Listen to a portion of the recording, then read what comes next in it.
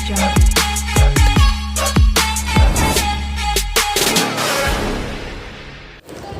Hello hi everyone, welcome back to the channel. कैसे हैं आप सब लोग? आई होप आप सब बढ़िया अच्छे से खुशहाल होंगे।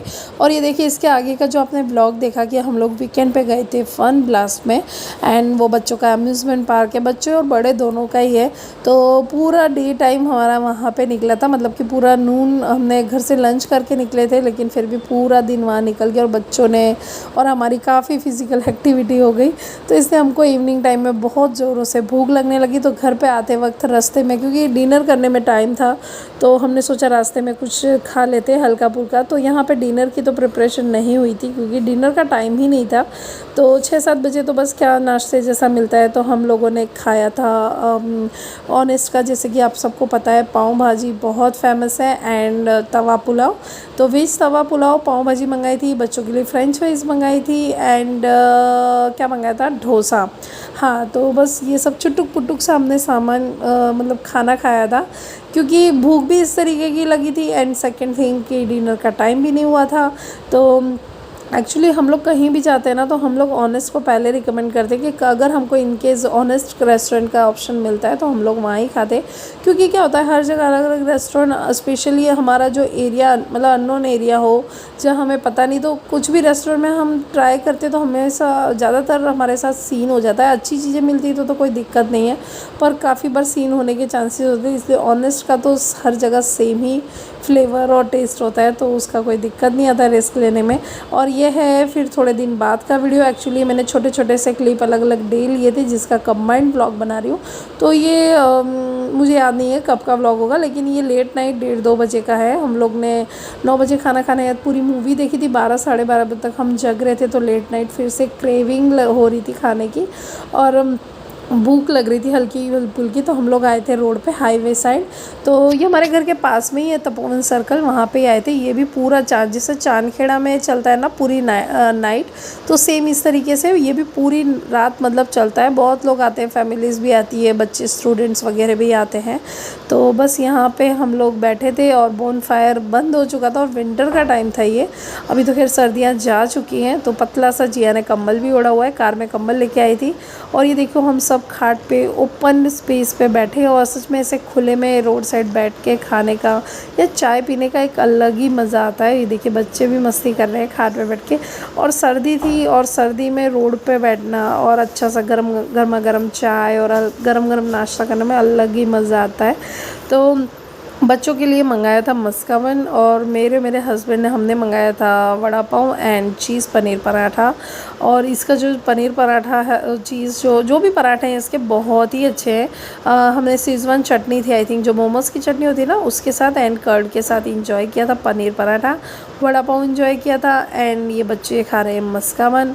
और सीरियसली लेट नाइट सर्दियों के मौसम में हाईवे साइड का जो खाने का होता है वो अलग ही मज़ा आता है। कुल्हड़ वाली चाय भी पी थी, एंड निकलते समय फिर हमने बाद में नॉर्मल चाय भी पी थी, और फिर हम घर गए थे। और हाँ जी, ने मैगी भी खाई थी, सॉरी मैं बताना भूल गई।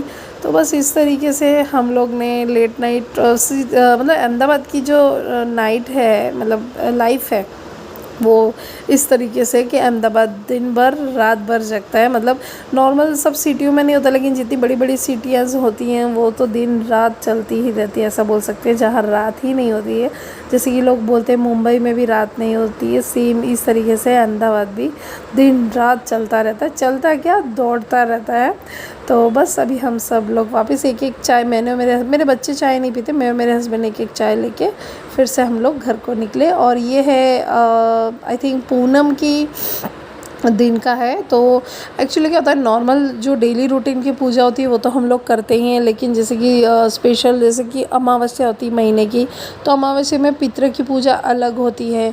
ये मेरी जो पूजा हो रही है वो कुल देवी की हो रही है। पूर्णिमा होती है, तो जैसे गुरु पूर्णिमा है तो मैं मेरे गुरु जी की पूजा करती हूँ, मतलब कि जो मेरे बाबा स्वामी हैं उनकी।